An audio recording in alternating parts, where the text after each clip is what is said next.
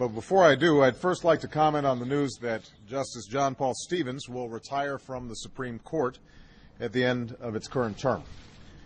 And when President Ford was faced with the Supreme Court vacancy shortly after the nation was still recovering from the Watergate scandal, he wanted a nominee who was brilliant, non-ideological, pragmatic, and committed, above all, to justice, integrity, and the rule of law. He found that nominee in John Paul Stevens. Justice Stevens has courageously served his country from the moment he enlisted the day before Pearl Harbor to his long and distinguished tenure on the Supreme Court. During that tenure, he has stood as an impartial guardian of the law.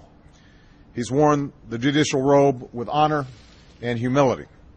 He has applied the Constitution and the laws of the land with fidelity and restraint. He will soon turn 90 this month, but he leaves his position at the top of his game. His leadership will be sorely missed, and I just had an opportunity to speak with him and told him on behalf of a grateful nation that I thanked him for his service. Now, as Justice Stevens expressed to me in a letter announcing his retirement, it is in the best interest of the Supreme Court to have a successor appointed and confirmed before the next term begins. And so I will move quickly to name a nominee, as I did with Justice Sotomayor. Once again, I view the process of selecting a Supreme Court nominee as among my most serious responsibilities as president.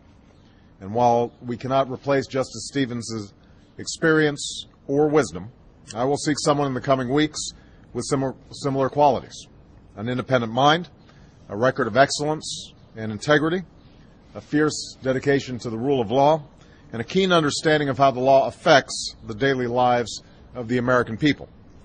It will also be someone who, like Justice Stevens, knows that in a democracy, powerful interests must not be allowed to drown out the voices of ordinary citizens. Much like they did with Justice Sotomayor, I hope the Senate will move quickly in the coming weeks to debate and then confirm my nominee so that the new justice is seated in time for the fall term.